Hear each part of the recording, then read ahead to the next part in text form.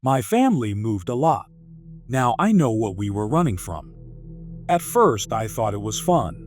We lived in an RV. It was like an endless vacation. One week we were in LA, the next we were in Salt Lake City. We didn't know much about our lives before this. We knew we were born in Portland and that we could never stop moving. We always knew we were a special family. I just guess we didn't know how special we were.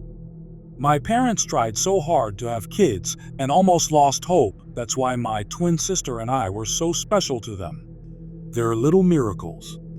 It was annoying, but at least we knew we meant something to them. Amelia and I were fairly close, as far as siblings go. We were kind of each other's only friends, since we were homeschooled. We felt pretty isolated. We never set up camp anywhere fun. No COA campgrounds with ice cream shops and swimming pools, always driving off-road and living deep in the woods. I guess it was peaceful, in a way, but anyone who grew up near the woods understand it's not something you mess with. The first time I really personally realized something was up was just before our 7th birthday, when we were staying in a place in BC called Kamloops. We weren't supposed to sneak out or leave Mom and Dad's sight, but at the time, we were mischievous 6-year-olds, with a huge, unexplored forest in front of us. What do you expect? We waited until they fell asleep for the night, and snuck out of the RV through the window, which was easy, because the window was just a sheet of plastic held together by a zipper, and we set off, with nothing but a crappy lantern to illuminate the path in front of us. It wasn't long before we saw something strange. A glow. Not from our lantern. It was coming from in front of us. It didn't take long for us to see who, or what, was in front of us. It was a lady, holding a small, homemade torch. But she didn't look much like a lady. Her hair was matted and fallen out in some places. Her skin was almost blue and looked rotted. Her teeth were yellow and a few were missing, and I thought you could even see part of her jaw. She was wearing a dirty hospital gown. I didn't know where the nearest hospital was, but it had to be pretty damn far, because the last time I remember driving anywhere with a paved road had to be 3 hours before we set up our camp here. Amelia and I were frozen in fear, and for the first time since we had mutually decided affection towards siblings was lame, I reached for her hand. That thing reached out its bony arm to us. It moaned something almost indecipherable, like "Mubu-wubu." That was enough to snap me out of it, and I sprinted away, dragging Amelia behind me. By some miracle, we had made it back to the RV, and by some other miracle, got back in without waking our parents. We didn't get much sleep, and were far too shaken up to even say good morning to our parents, let alone tell them what happened. Would they have even believed us if we told them? Well, after what happened next, I guess they would have to. When we opened the door to the RV, we saw that the remains of what we had left out overnight at campfire reduced to ashes. The sticks covered in charcoal Amelia and I had used to draw on the rocks, and a makeshift table with a few cans of beans had been utterly destroyed. It wasn't too out of the ordinary to have our camp ravished by animals. We lived in the woods after all, but this was something no animal could do. This looked set up, like whatever did it had a plan. What we saw written on the back of the RV confirmed this belief. In the charcoal sticks, someone had written, "You can't run forever," on our trailer. Mom made us breakfast while Dad cleaned up the mess. We left shortly after that, and drove for hours, not even stopping for quick washroom breaks. Mom and Dad spoke in hushed whispers as Dad drove. I wish I knew what they had been talking about. That night, I guess because Mom and Dad could see we were shaken up, they took us for a rare treat. A dinner at a real restaurant. A crappy diner, but a restaurant nonetheless. It was empty there, which was why my parents liked it, as they hated crowds. I was over the moon. A root beer float and a greasy cheeseburger was anything a 6-year-old boy could dream of, which was why I was so upset when Mom and Dad made us leave the second someone else came in. It was just an old trucker. I didn't get the big deal. While we were in the RV, Amelia asked why we had to leave while I sulked in my bunk, a glorified shelf. Mom sighed. I suppose you two are almost 7. That's old enough to know. Well, Zachary, Amelia, the reason we had to leave is because we're scared of losing you. Do you remember what happened when you were 4? I had no idea. My memory was never good. But Amelia claimed to remember. We were in Beaverton, not too far from Portland. She said that when we were 4, we were running around in a field when a big man in camouflage and big boots came up to us and bent down to our level. We're not supposed to talk to strangers, Amelia said. She was always a goody two-shoes. I'm John. Now we're not strangers. What are your names? I'm Zach, and that's my sister Amelia. We're 4 and our birthday is July 26, 2002. I had apparently said, but I bet Amelia just said I said that to make me look worse. That's when he stopped smiling. He roughly took our hands and started to lead us away. Let's go somewhere fun, Zach and Amelia. I need to take you someplace else. My mom got teary. That's right. If your dad and I hadn't caught you just before you left, we probably would have never seen you again. I took you to someplace safe, and your dad. Well, your dad. I shot that son of a BTCH in the leg. Hope he had fun crawling back to his house, he said coldly. Amelia and I shot each other glances. Okay, Daddy. I'm going to go to sleep now, she said, climbing over me to get to her bunk. That night, we stopped somewhere for the night.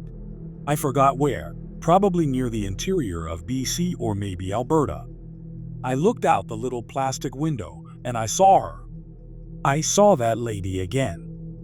She was staring at me and Amelia in our bunk beds, reaching out for us with that same long, bony hand. I rolled over and tried to sleep, but couldn't, knowing she was there. Life continued on like that for a while. Anywhere we'd stop, she'd be there. Washington? There she was. Nevada? You bet your butt. Montana? Better believe it. Amelia and I didn't really explore much anymore. Partially because we were getting older and gradually showing less interest in that sort of thing, but partially because that experience in Kamloops traumatized us both. That didn't stop the lady from trying to get us. Sometimes we'd catch a glimpse of her on the highway as we drove by. Sometimes she'd appear right where the fire of our campsite stopped illuminating, so we could barely see her. On the rare occasion we went into public to get supplies or food, I could have sworn I caught a glimpse of her in the crowd. Whenever she was around, I always heard that damn cry of hers. Moo boo boo. After a while, she stopped scaring me. Well, as much. Everything finally made sense the day before Amelia and I turned 14. Mom and Dad had left the RV and gave us a rare couple hours of freedom as they gathered things for our birthday. We weren't parked ridiculously far from civilization, but I'd say a good hour's worth of walking.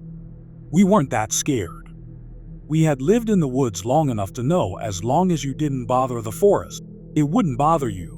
And the lady in the hospital gown was honestly more of an annoyance than anything else. I'd even go so far to say we had almost forgotten about her. I was reading, and Amelia was rummaging around the RV for food.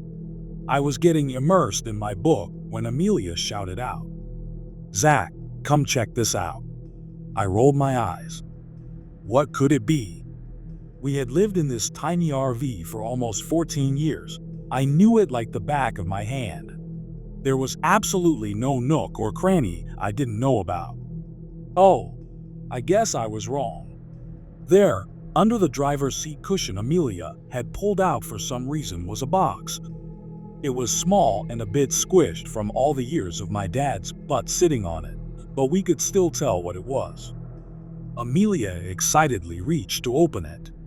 Inside were papers. Forget about it, Amelia. It's probably just boring documents for work. I said, but the look of confusion to horror on my sister's face was enough to change my mind. They were documents, but not for work. Birth documents. For us.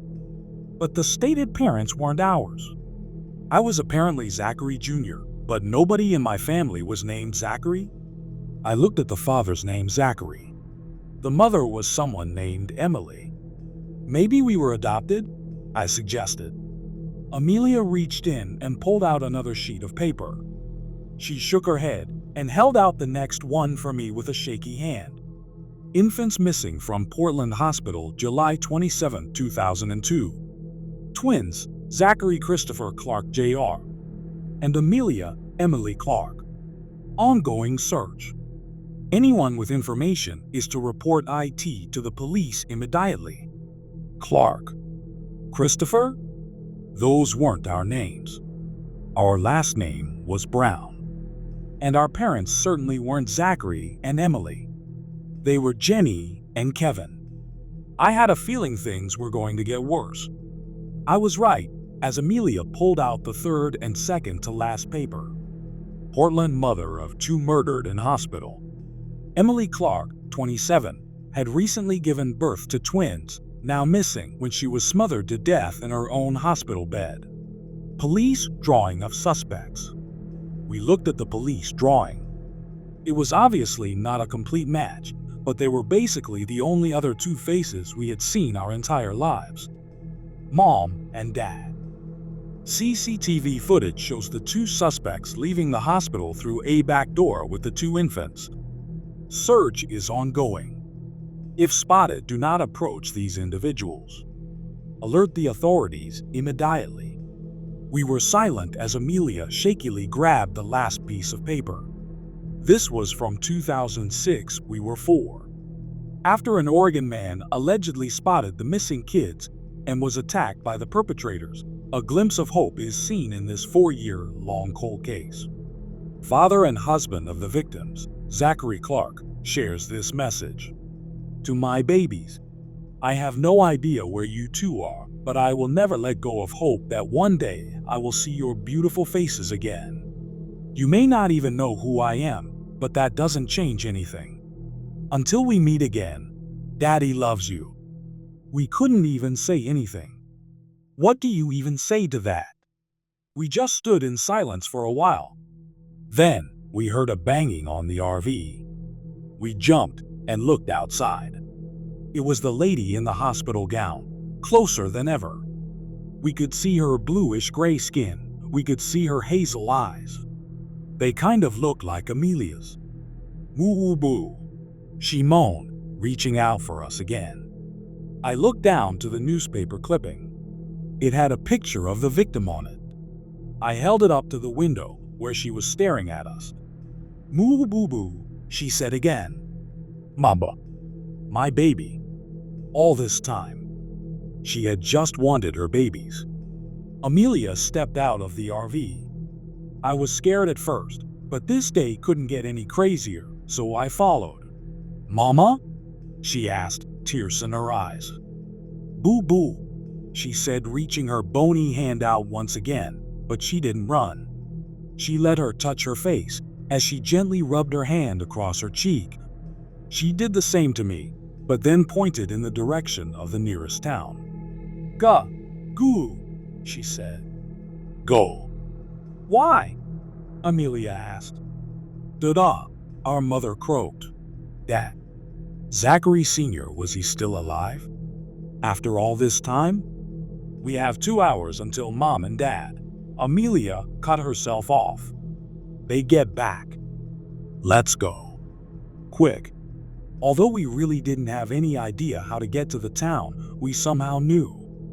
Like someone was guiding us. We busted into the sheriff's office, probably looking awful. First came the questioning. Then, the DNA testing. Then, they looked for our parents. Then, they arrested my parents. Then, the news stories. And the interviews. Then, we were flown out in a plane, my first plane ever, to Portland. To meet our dad. We were quite the story. They called my parents the wretches of the woods. They thought of them as evil witches who stole us and hid us deep in the woods. I guess they were right in a way. It was weird seeing them behind bars, serving life sentences, because after all, they raised us for nearly 14 years. But that's where they'll stay. No running, no hiding. There's nowhere to hide in a cell. He burst into tears when he saw us. We didn't. It was weird. He was my dad and all, but was he? I mean, I guess I met him when I was like a few hours old, but I just couldn't connect to him. It took a while, but we slowly got used to our new lives, in a house, with a bed, and our own rooms, not running from everything, or living in the woods. It was peaceful, although most of the time I ended up sneaking into Amelia's room, because after all this time, I still couldn't be alone. One time, I got a knock on our window.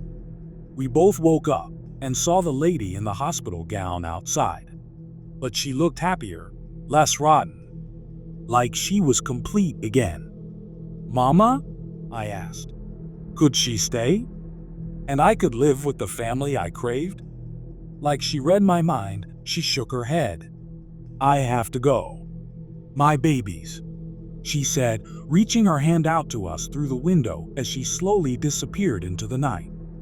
We never saw her again after that. But we always knew she was watching us. But this time, we wouldn't run. Story 2. Mary was born in a black and white room, and scientists didn't let her see colors until she turned 18. She saw something we didn't. Mary's room, also known as the knowledge argument, is a philosophical concept concerning a hypothetical woman named Mary who has never seen color. She has only ever existed in a black and white room. Mary studies the world through books and a monochromatic television screen. She reads about colors, but she does not experience them visually. Can the universe be fully understood in purely physical terms? The answer differs, depending on whether one believes that we know fundamental truths about reality a priori, without experience, or a posteriori, with experience. In other words, will Mary learn anything about color when she leaves the black and white room? It was a thought experiment. Nobody was supposed to actually do it. However, in 2007, a group of researchers sought to answer that question. And the experiment they conducted would have been condemned by boards of ethics across the globe, but these were not ethical scientists, and this was no ethical organization. I would have decried its actions back then. This wasn't why I joined the agency. But I was afraid. After all, they were willing to put an innocent baby in a colorless prison cell, doomed to grow up in near solitary confinement, save for a nurse dubbed nanny. What would they have done to a whistleblower? I don't know how they found the baby, and I don't want to know. Whether a parent willingly gave her up, or one of the scientists intentionally bred her for the experiment, the result remains the same. A baby named Mary, in honor of the philosophical concept which inspired the horrifying experiment, was placed in a white, windowless, foam-padded cell. She was blindfolded whenever her nurse entered the room to provide food, formula, and fresh clothes, always the same black onesie, with coverings like mittens and socks to cover her hands and feet. She was also made to wear a facial covering, akin to a balaclava, which covered her face. There was no mouth slit, to avoid her seeing the color of her lips, and she wore black contacts in her eyes. Equally, Nanny wore the exact same attire every time she entered the room. To put it simply, Mary's daily outfit was horrid, barely any more humane than a straitjacket and a bag over the head. There was no room for error. Mary was watched by at least one person at all hours of day and night. Should she get curious and try to sneak a peek at the color of her skin or eyes, she would receive 100 volts in the collar attached to her neck. But more terrifyingly than that was the simple fact that Mary was well-trained. So well-trained that she never, in her 18 years of imprisonment, even attempted to take a peek at her skin. She was such a willing prisoner, having never known anything else, that I think she would have stayed in her room even if the door had been standing ajar. This initially seemed excessive, given that copious measures had been taken to ensure no reflective surfaces would be allowed within the room. Even the television monitor was fitted with an anti-glare screen. However, scientists were paranoid that Mary might, somehow, catch a glimpse of her green eyes. Even seeing her pale, peach-colored skin would have dirtied the results of the experiment. Black and white. Those were the only shades that Mary was permitted to see. And when Mary started walking and talking, Nanny stopped entering the room entirely. Fresh food and clothes were delivered through a horizontal slit in the steel door. And Mary was always instructed to wear a blindfold before changing or using the bathroom, which comprised of a white porcelain toilet and a black showerhead fixed to the foam wall. Revoltingly, both were exposed in that titchy room of hers. Her entire world was a box, stretching a mere 4 meters across all 3 dimensions. I wanted to save her numerous times over the years, wanted to leave that horrid place behind. But I'm a coward. Besides, we wouldn't have got far. There is no running from these people. And the agency isn't even the greatest horror of this story. On Mary's 18th birthday, Dr. Robson delivered a thrilling message over the speaker. "Happy birthday, Mary," he said in a monotone lacking empathy. "Thank you," the girl meekly responded. "Will there be chocolate cake this year?" I wasn't fond of the lemon last year, you see. "Today, we'll be celebrating in a different way, Mary," Robson replied. "Do you know your age?" "I'm 18, she croaked. "Does that mean?" "Yes, Mary," Dr. Robson said. "Today, you leave the room." "I'll see color?" she asked rather innocently. Any sane and well-developed human in the outside world would have simply been glad to have freedom. But Mary had no concept of freedom. No concept of a prison. She had no understanding that this childhood had been abnormal, worse than abnormal. Inhuman. To keep Mary compliant, her schooling had been rigid, with books that purposefully omitted any dangerous ideas. The result of that? A girl relishing at the opportunity to not escape from her prison, but to simply see color. "Yes, Mary, you will see color. Nanny is already on her way to fetch you," Dr. Robson said. We watched live footage, filmed on a closed-circuit camera from our operational room. Nanny unlocked a weighty entrance to Mary's room, and we all waited with bated breath, waited as Nanny aided Mary in removing her black headgear. I heard Mary giggling giddily and unnervingly, as the bag was removed from her head and the contacts were removed from her eyes. And then, as her first experience with a color other than black or white, Nanny removed her own black outfit to revealing a striking red dress beneath. Mary gasped. It was an intake of breath so sharp that she seemed to stop breathing, perhaps. For a moment, she had stopped breathing. "What are you experiencing?" Dr. Robson asked. "Is it new? Does it feel like?" "I knew it," Mary whispered, with vocal cords that sounded as if they were on the verge of snapping. Then her giggling picked up again, seeming to unnerve Nanny. "This is why you did the experiment, isn't it? Does this feel like a new experience, Mary?" Robson asked with a hint of impatience, seemingly oblivious to Nanny's discomfort. It was plainly clear to me, even through grainy camera footage. Mary shot her teary face up to the camera. "Yes, but I've been waiting for it." "Yes, I know that, Mary," Robson groaned. "But so have I. Tell me about it. Tell me about the red. How does it feel to experience true color for the first time?" We're seeing some interesting brain activity on the screen here, but your words would really help us too. "I'm not talking about the red," Mary interjected. And then she jabbed an accusatory finger at Nanny's dress in a way that frightened me, certainly frightened Nanny, who jumped backwards. "I'm talking about that," she giggled. "I knew there was something you were leaving out of the books and TV shows over the years." "What are you saying, Mary?" Robson asked. "I don't understand." "Red.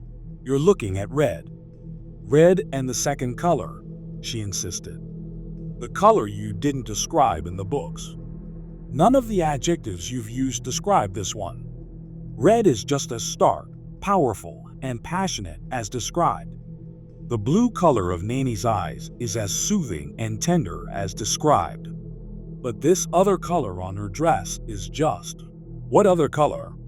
Robson cried. It's just red, Mary. Right here.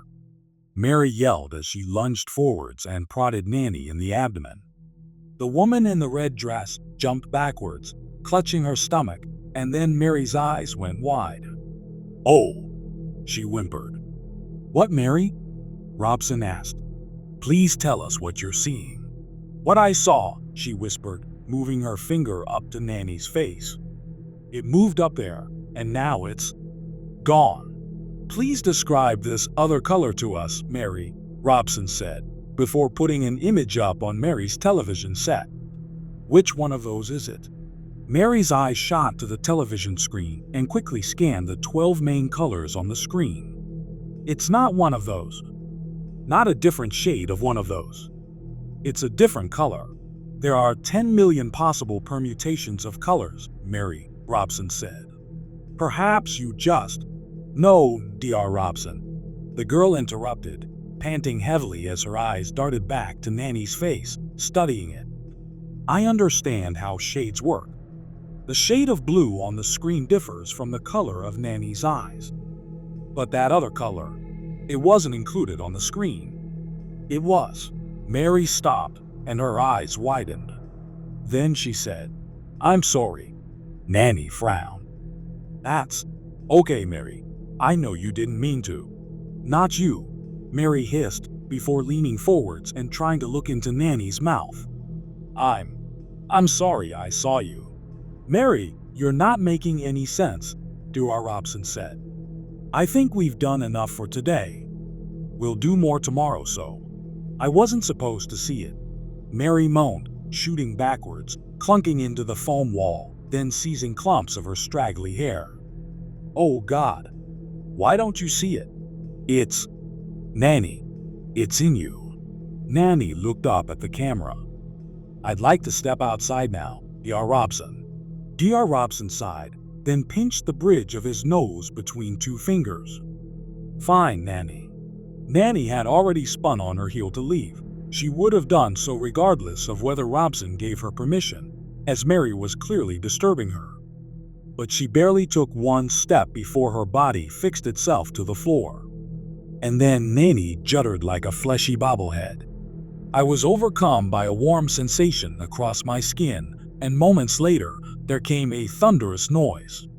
Skin flew into the walls from a red eruption of dress fragments, blood, and guts.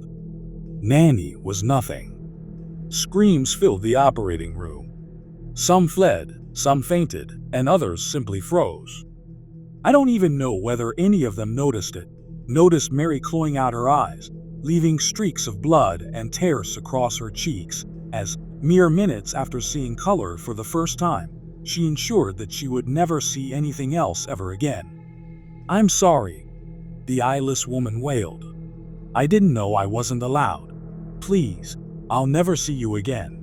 As I saw a trail of blood run from Nanny's destructed corpse towards the front door, clearly painted by something unseen, a deep dread filled my chest. I realized that my fleeing colleagues had the right idea, so I followed, fled in fear, leaving Dr. Robson and my frozen co-workers behind. I don't remember leaving the building, getting in my car, and going home. But I must have done those things. Otherwise, I wouldn't be here. Wouldn't be posting this for all of you. It's been 4 hours. 4 hours since Mary saw color for the first time. Saw a color that none of us saw. What was it? Why could only Mary see it? I hope you guys liked this video. If you did, make sure like, comment, share, and subscribe the channel Mark Stories.